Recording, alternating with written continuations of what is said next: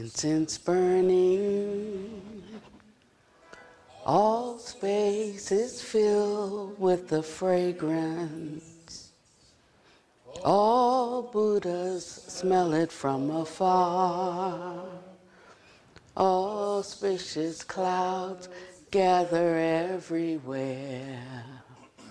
With utmost sincerity, all Buddhas appear. We pay homage and offer clouds of incense to the Bodhisattvas and the Mahasattvas.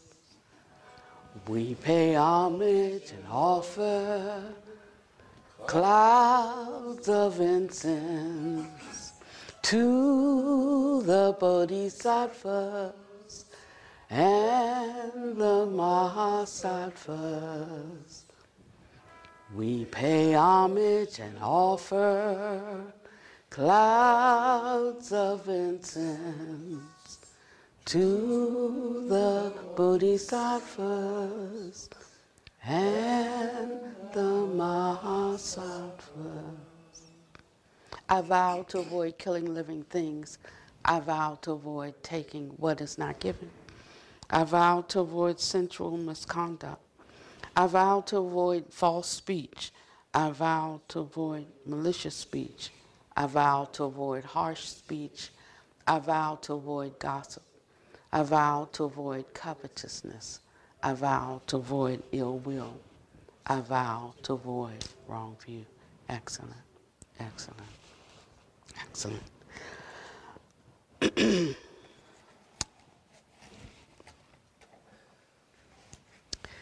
So this is 3 Dharma talks in one, and I'll figure out how to unravel it as we go. But the point that I really want to make, even if we didn't go much further than the opening or the title, is that everything is teaching us. And so when we talk about the Dharma and what the Dharma is, we talk about it being the Buddha's teachings and the Buddha's discipline. And in one sense, that is true. But he's pointing to something. So we don't look at the finger, we look at where the finger is pointing.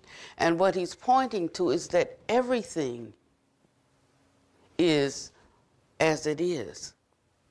But we have a certain way of organizing or putting together the structure of appearances according to habitual tendencies and how we think and how we have acted in the past. And so we actually construct a reality based on this. And so part of this practice is to help us to drop those constricting appearances and just be with what's arising as it is. And in that way, we can learn something. We can learn something about ourselves, and we can learn something about the nature of this reality.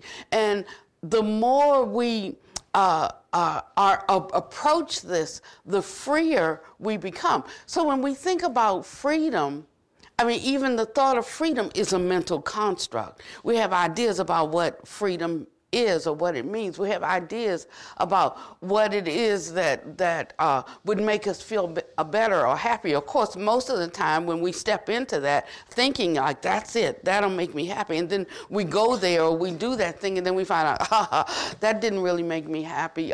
So now I need to go back to what I was doing before because I actually realized I was happier then.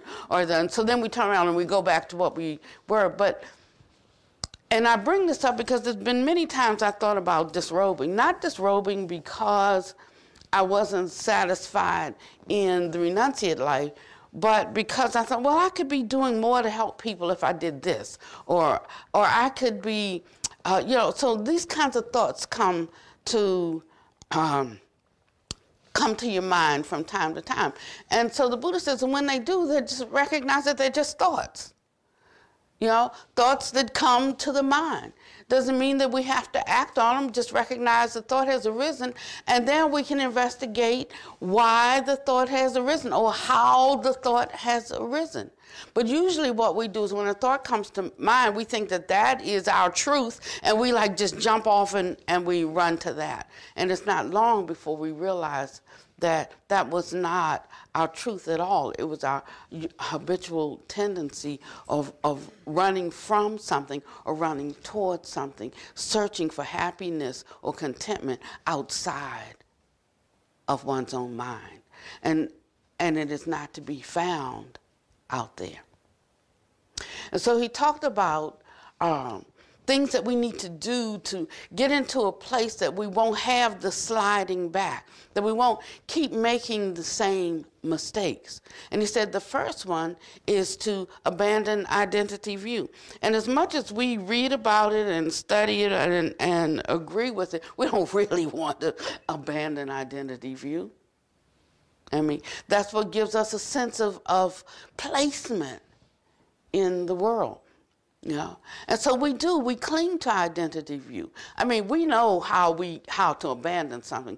We know when we don't want something. We know how to walk away from something. We know how to throw something away. We know. So, but we get confused when it comes to identity view, because we really don't want to abandon that. We really do want to hold on to certain things. We do want to promote and stick with our view because that's all we have, is our view. Our view forms our sense of ourselves. Our view forms our sense of others. Our view lets us know when we are safe or we're in danger. And so it's very difficult for us to come to a place that we really want to abandon our view. Like, if I'm not me, who am I? I mean, that's what we say, even though outwardly we may speak about identity view.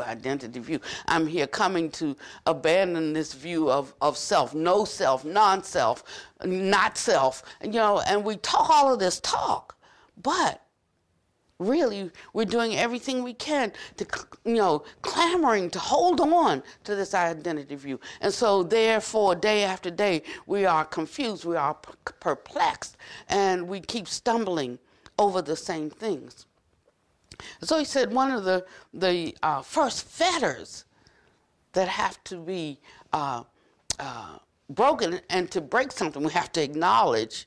We have to acknowledge that it's there. You can't fix a problem that doesn't exist.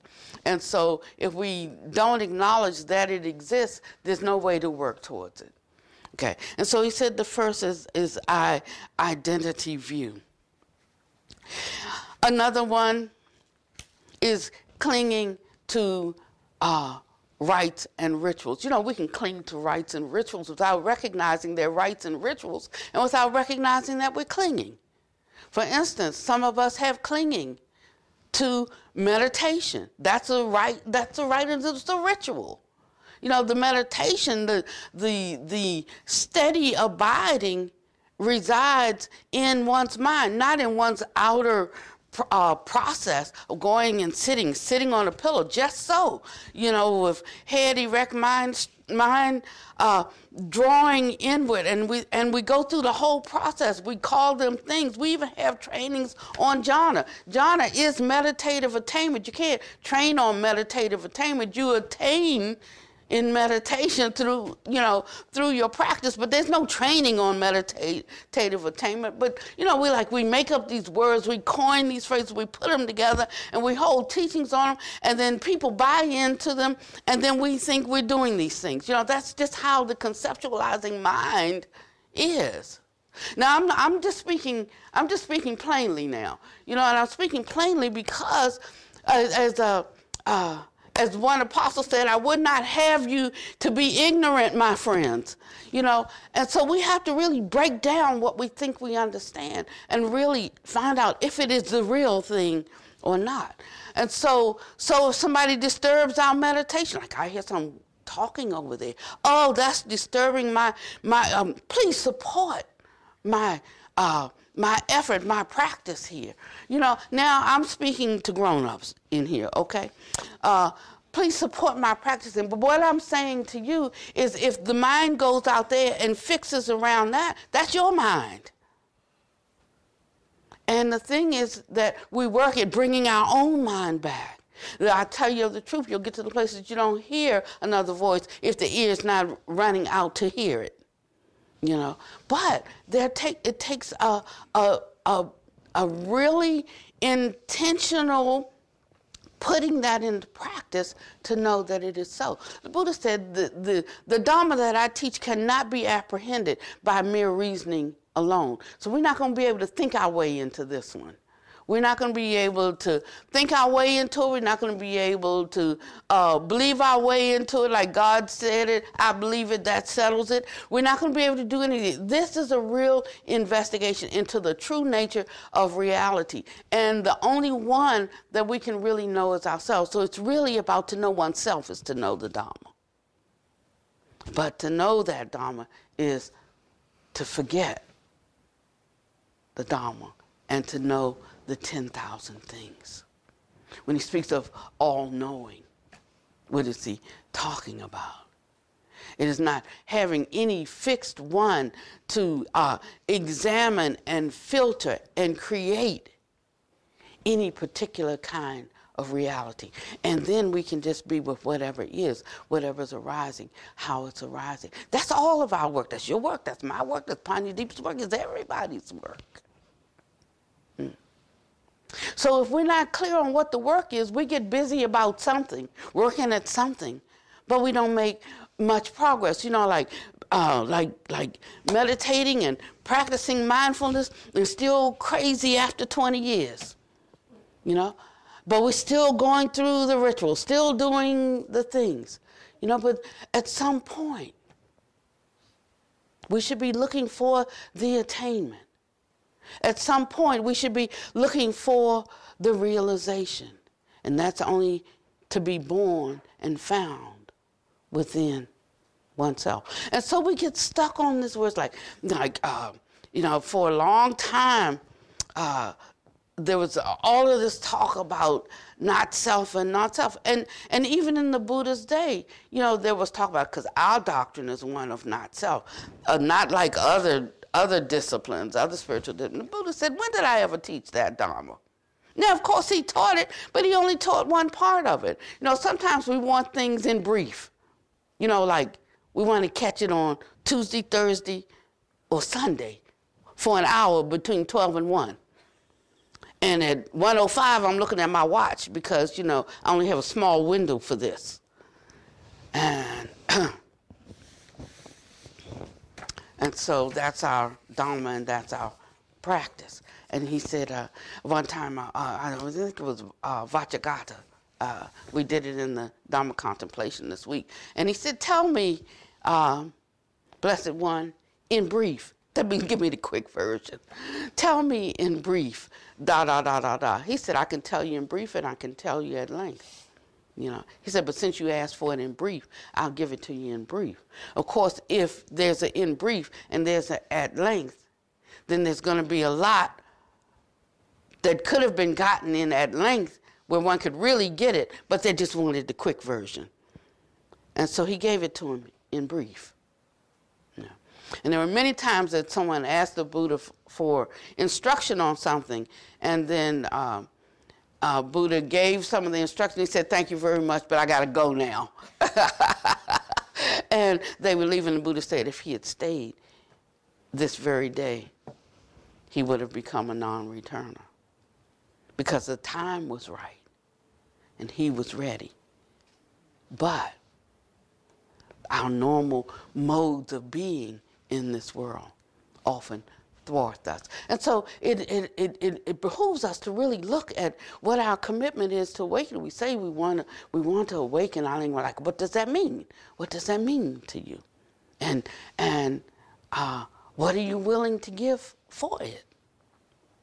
We have to admit that most of us are not willing to give that much for it. Not in terms of effort, not in terms of our resources, not in terms of our time, Not, and so that's it. And so the Buddha said that's why a bodhisattva comes into the world. Not so much for the one that is intent on awakening, but for the one that is not. So if you talk about service, or you're talking about working for the people in the world, you have to know that it's a thankless job. You have to know that the ones you're doing it for are generally the ones that never will awaken in this life because they're not that committed to it. No, so you decide this before you take that up. Otherwise, you get very disappointed.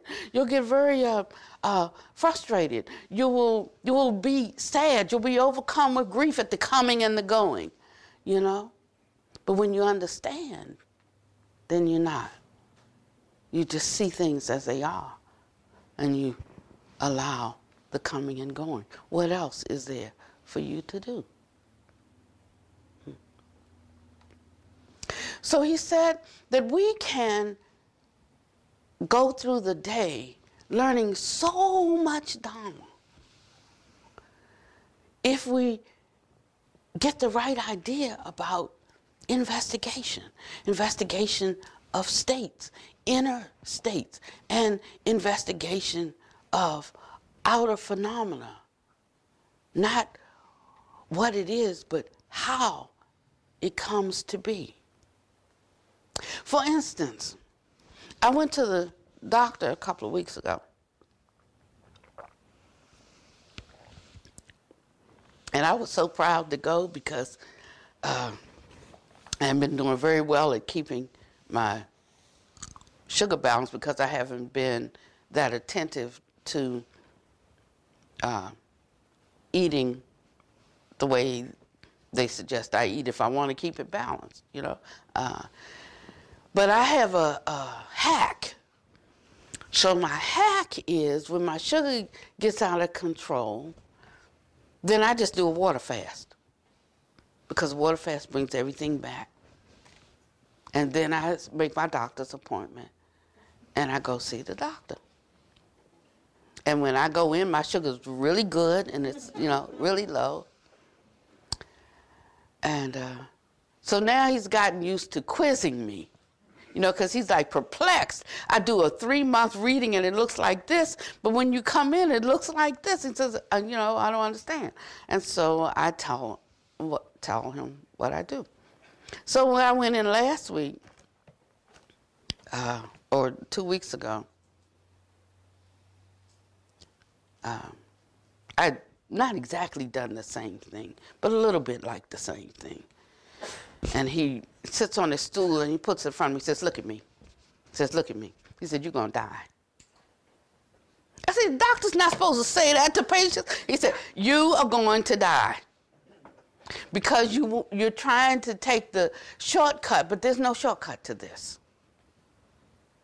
There's no shortcut to it.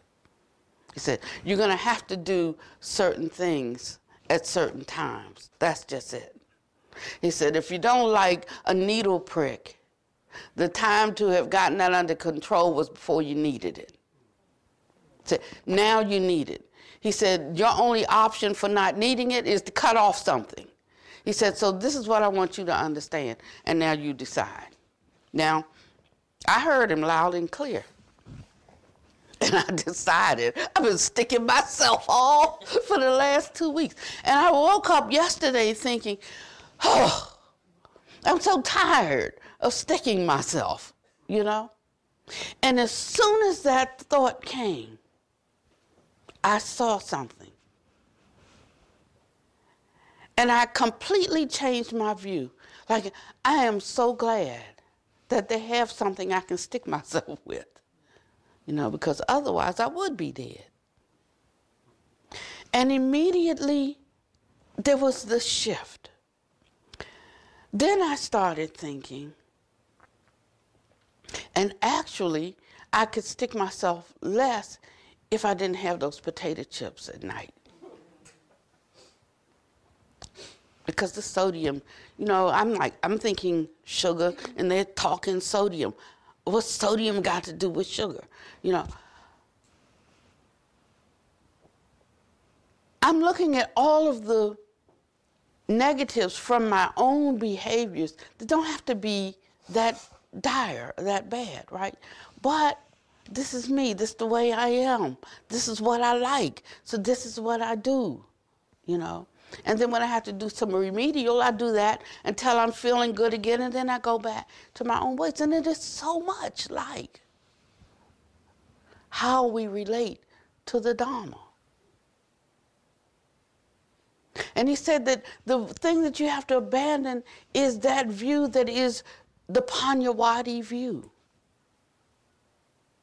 And so when it came up today about, oh, I'm so tired of sticking myself, I immediately said, I'm glad there is something called insulin, since my body's not making it, that can keep me alive. You know. Then I started thinking, a stick is not so bad. It's not so bad as not having the limb to stick. Then I started getting happy, you know. I said, you know, and it's in this way that we can address everything in our life. And when we finish with it, we won't have a positive or negative. It'll all just balance out, and it'll just be what it is. And there's a certain kind of relief and contentment that comes with everything being what it is. I'm talking about a total acceptance of something. I don't have to go back and back, well, you shoulda, woulda, coulda done this, coulda done, because that's not now. I'm in now. So what now? So if we're living in the past, or if we're living like, I hope it gets better, I hope it gets better, I hope it gets better, because, you know, then maybe I can get off of this, and maybe I can, you know, but that's living in the future. It's now is the only thing that matters. How will I approach it now? Not with disdain, not with great pleasure, but just neutralizing whatever, balancing whatever is arising right here, right now. And that's how 24/7 works. That is the ritual. It's not these outer things that we do, but going deep into one's own mind and seeing what's arising there. And if it's useful or not useful, if it's beneficial or not beneficial, if it's helpful or if it's not helpful.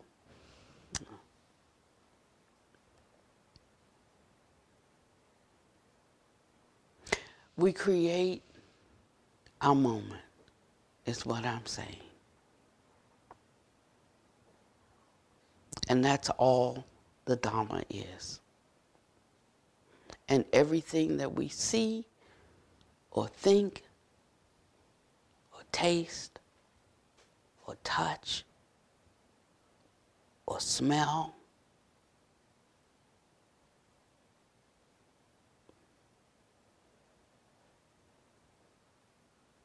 speaks to us knowing ourselves.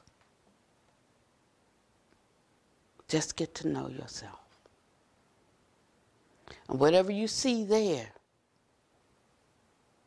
that doesn't give you a deep sense of peace, and I'm not talking about a peace that if somebody takes it from you, you lose your peace, but a sense of peace that I can have it or not have it.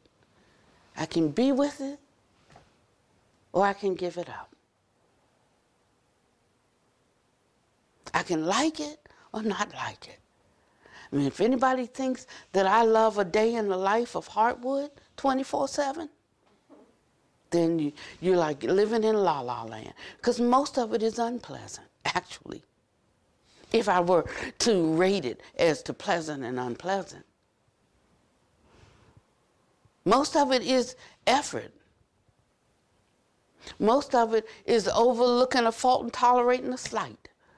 Most of it, that, you know, it's like that. But when one can just live and move and have their being in the world, regardless of whether it's good or it's not good. And if they see a place where they can make it better, they do that, and they see no place that they can make it better, then they accept. Then one is able to live at peace in the world. When one has done that, they take a little bit of something out of the world.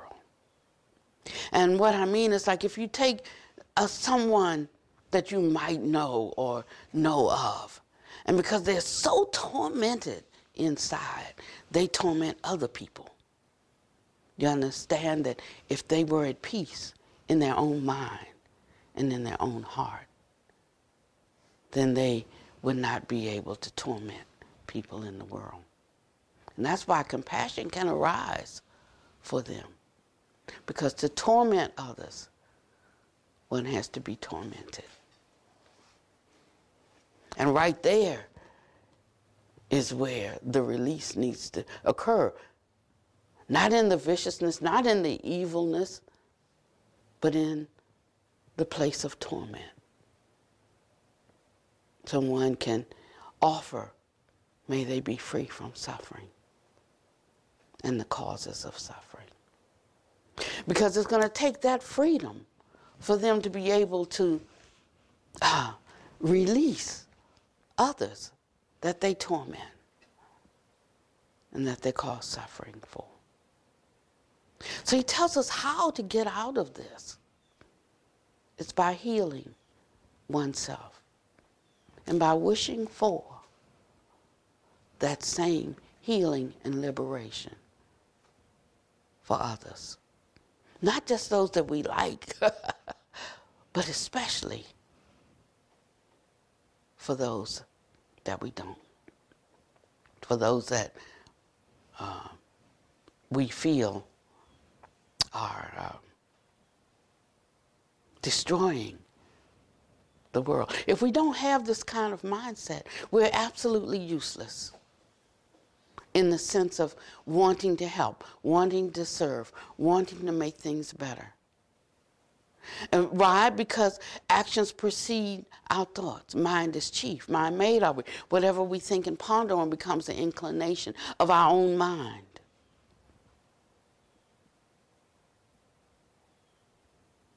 And so the very hatred that we are opposed to, we actually develop and breed within ourselves.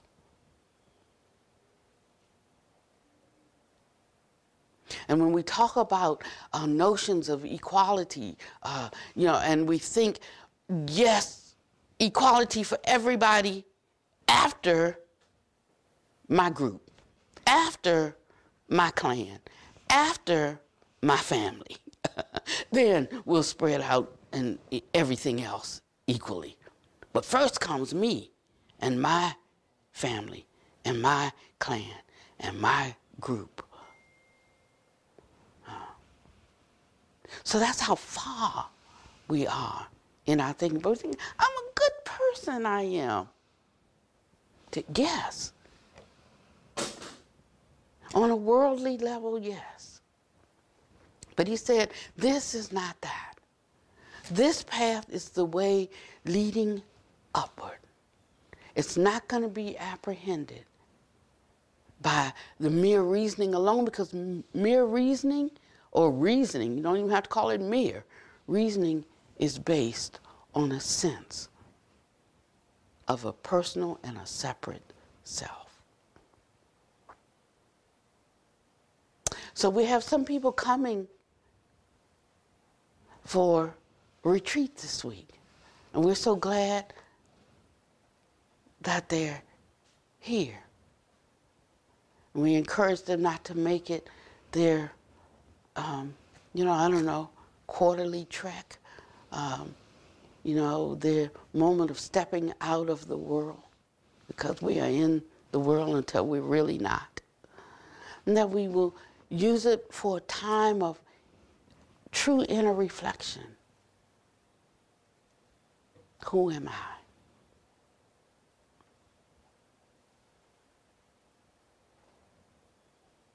And that we will support their contemplation. I mean, because we live in a contemplative community. Isn't that right?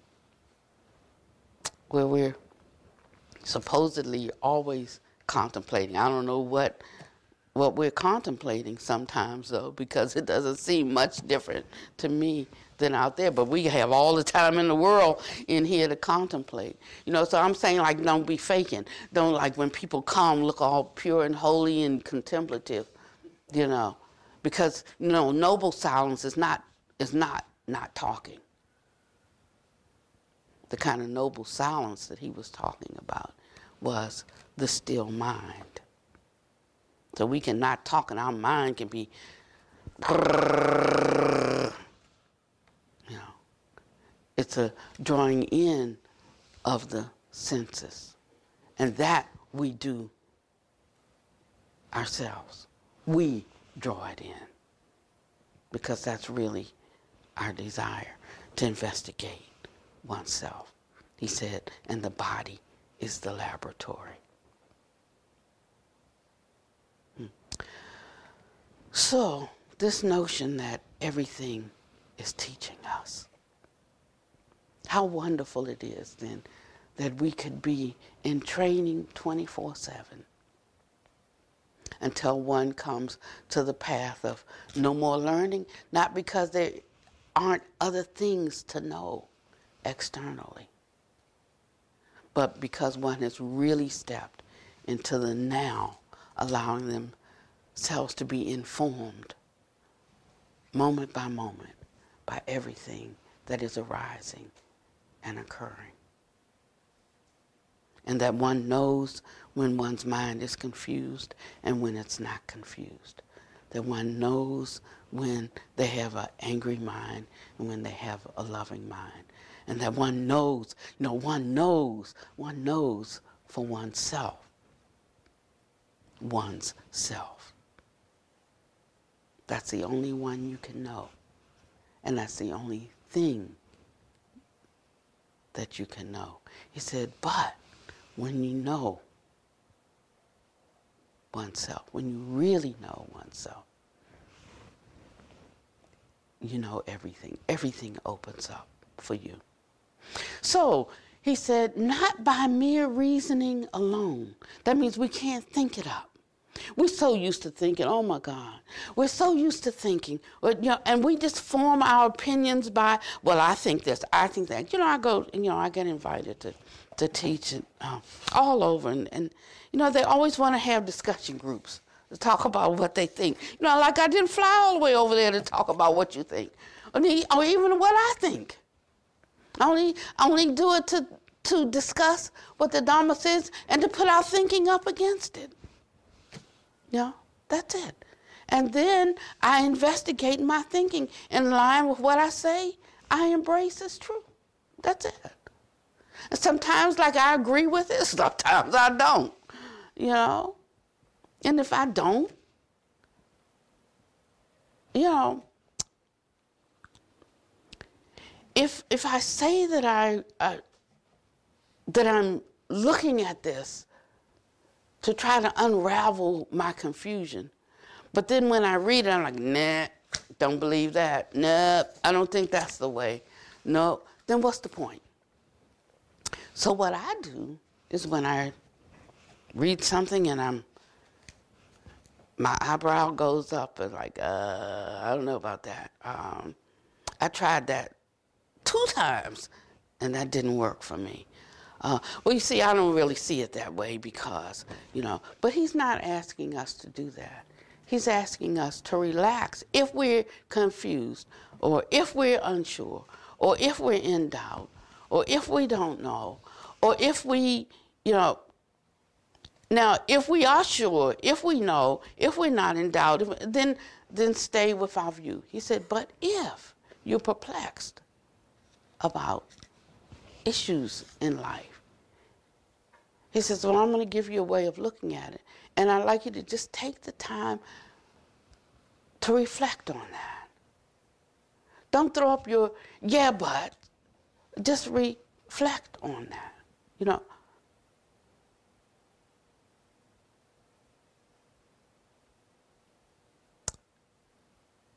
just superimpose that over the way you think and just sit with it.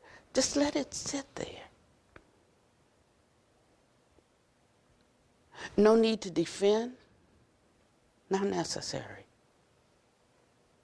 No need to fight for your view. Not necessary. But just sit with the two opposing views. And you may come away a day later still convinced that you're right. Okay, no problem. You can just let it sit. You can look at it a week down the road, a year down the road, 10 years down the road, and then maybe your view has changed about something. But he says that's all you have to do with it. You don't have to fight it. He says just sit with it. And if at some point you see it as a way of release, catch your freedom. If you don't, leave it. We have someone, she's a very dear friend, and I love her. I love her coming to Heartwood, but she can only take so much. And then it's time for her to trot off for a while.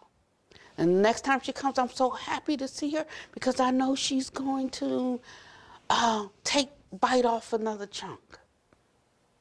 And it's really good for her. But sometimes it's not good for others because they may be going steady at their course and she pulls them off to her ways. And it causes them to lose a little ground where she has gained some ground. So we have to choose our friendships very carefully, don't we? Yeah. Okay.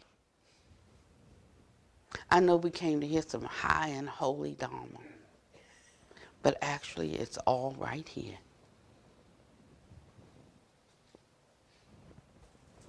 So we're going to meditate for just 10 minutes. And I want you to think about dismantling the notion of this Dharma being something to be grasped out there, to be some form to be attained, to be something that we can get through our mere reasoning alone. He said that you can't. It is something that has to be experienced directly. But there is a way in. It's they call it sometimes a gateless gate. Because with our natural eyes, we can't see it. Using our sense gates, we can't apprehend it. And so he says, just lay those all down. How do you do that? Don't we need our eyes to see and our ears to hear? Our body to feel tactile sensations, our mind to think? You do in certain circumstances. This is not one of them. Because those are the things that give us a very real sense of a personal self. And he says you can come to understand this in an entirely different way that'll be totally liberating for you, verifiable here and now. Not just something somebody else is saying. Not just something I am saying. But one can know for oneself that which comes before there is a thinking or the conceit I.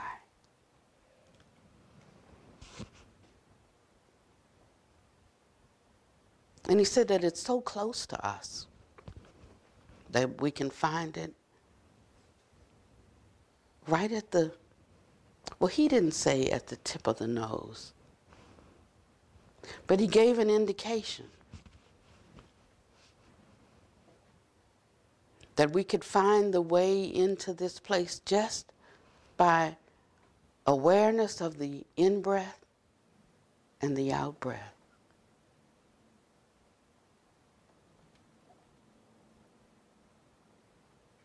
That if we bring all of our attention and our focus to one place, like a sawyer saws a log, and although he saws back and forth, his eye never leaves the place where the teeth of the blade meets the wood.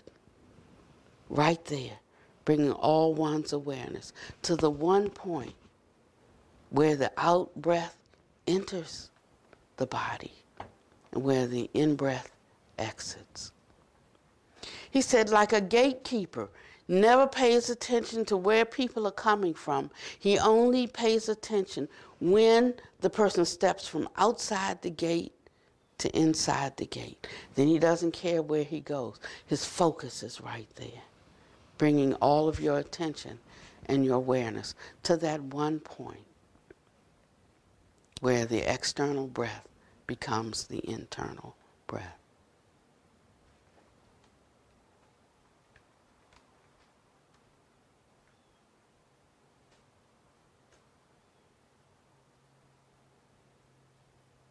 And breathing in and out, one is simply aware that they are breathing.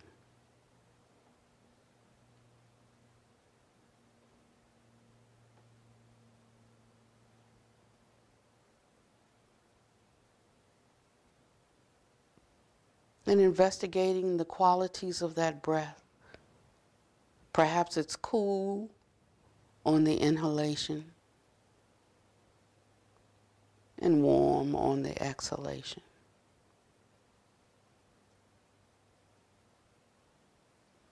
Perhaps it's a long breath or it's a short one.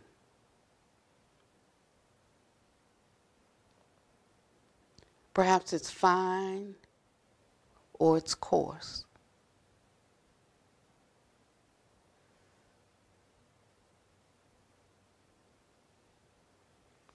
Perhaps it's smooth or it's ragged.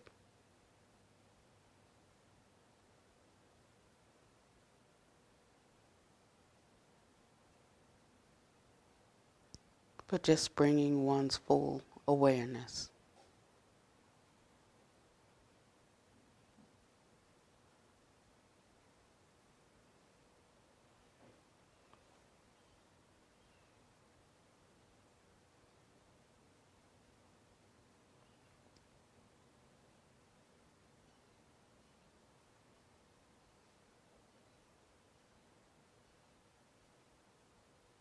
And just being able to stay with that for 10 seconds, 20 seconds, 30 seconds.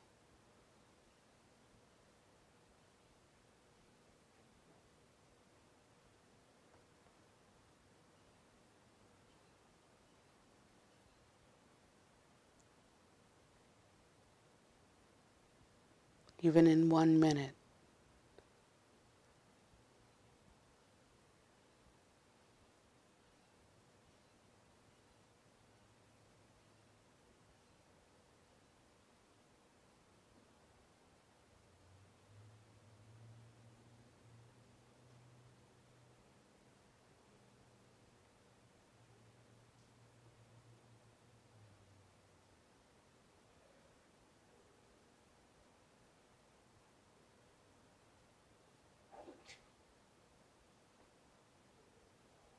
There comes a shift.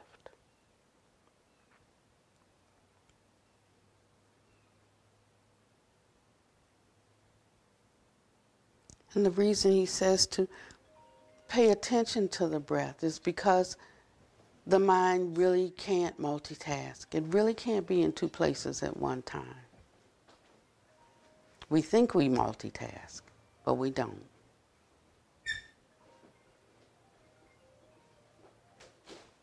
And training the mind to reside or rest right where you place it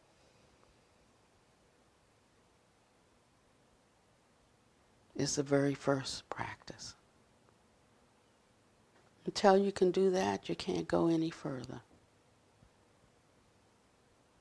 Until you've placed all of your interest and all of your attention on this one thing, you can't make any progress.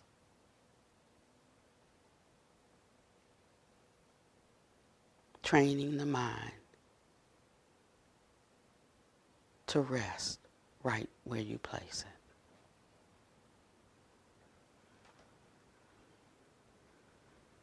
And the first realization you have is that you don't have a monkey mind. We made that up.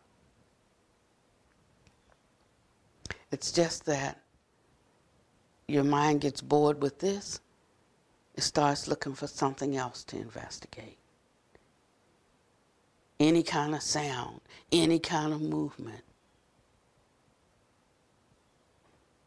So actually, the good news is that you don't have a monkey mind. The bad news is that you just got bored. But if you think there's something to be attained, that's on you. You have to believe that there is something to be attained in the focus and the concentration on the in-breath and the out-breath.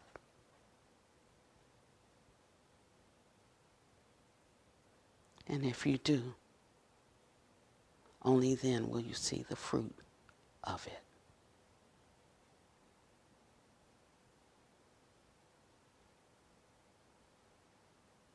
And gradually the mind will begin to rest, to reside, to look forward to the neutrality of just resting on the breath.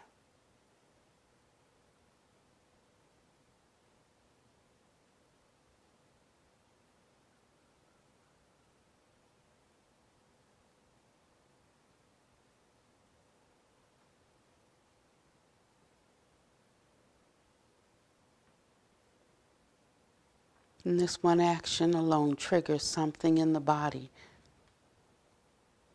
a shift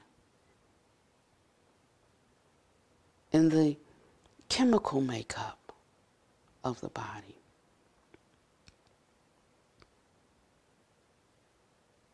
The body starts to release endorphins.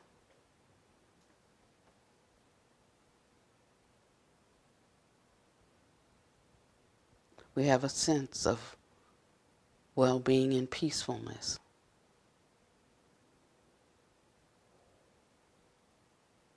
And a kind of happiness and contentment based on absolutely nothing happening out there.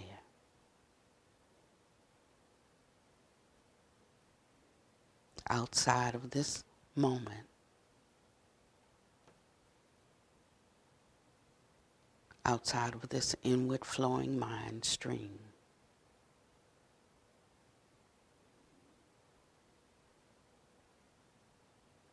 Outside of this responsibility for my own peace.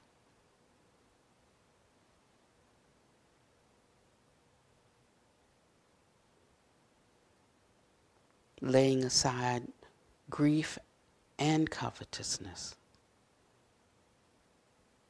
for the outer world.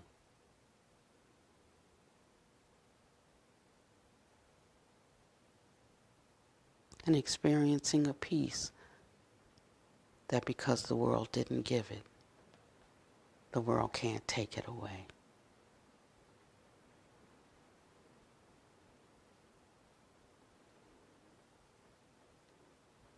And don't go through all the other steps. Just stay with this one step.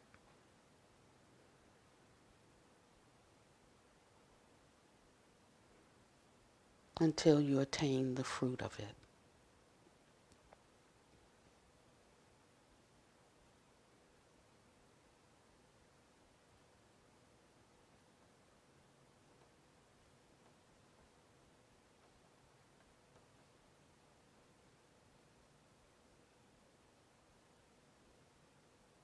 And in this space, there's a dissolving of the strong sense of self. Because there's a relaxing of opinions, of views, of preferences.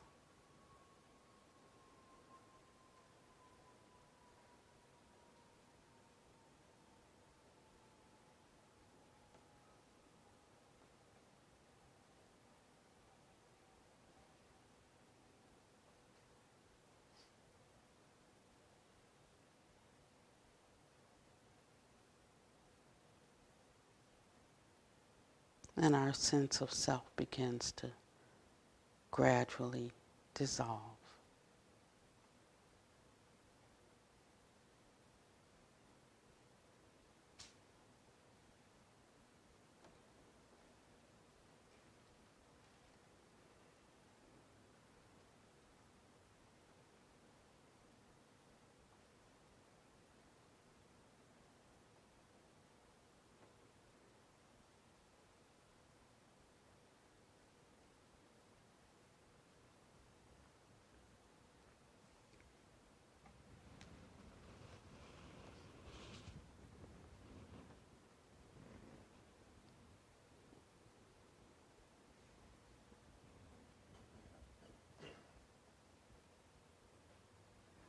May I be filled with loving kindness. May I be well. May I be peaceful and at ease. May I be happy.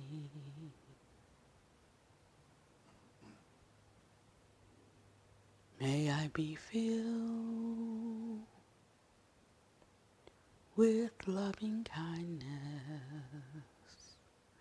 May I be well. May I be peaceful and at ease. May I be happy. We don't even really have to go any further than that.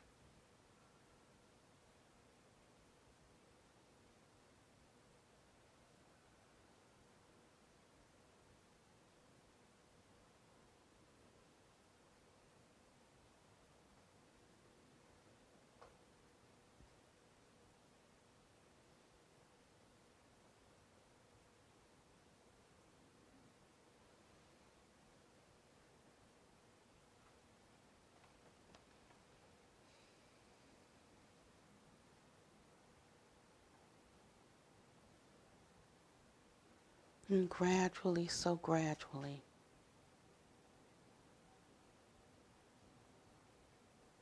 our perception of the world dissolves. And we realize that it was all fabricated by our mental constructions.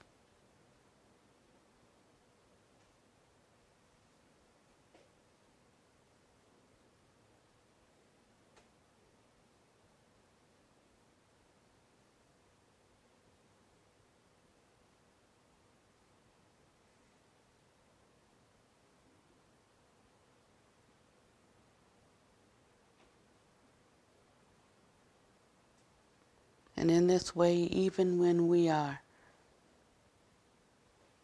in a hell realm, we can look out and we can see a Buddha land.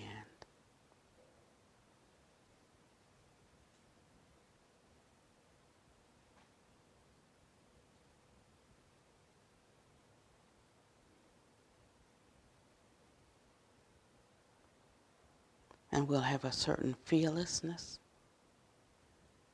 a boldness to speak the truth and live the truth, a capacity to help, and to make the tough decisions and to make the right choices no matter the cost. Then we can be useful.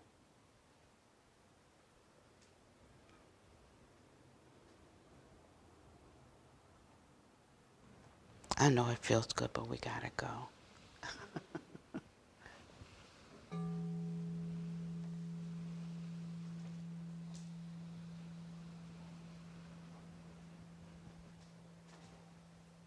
May you be well and happy and peaceful. May no harm come to you and no danger.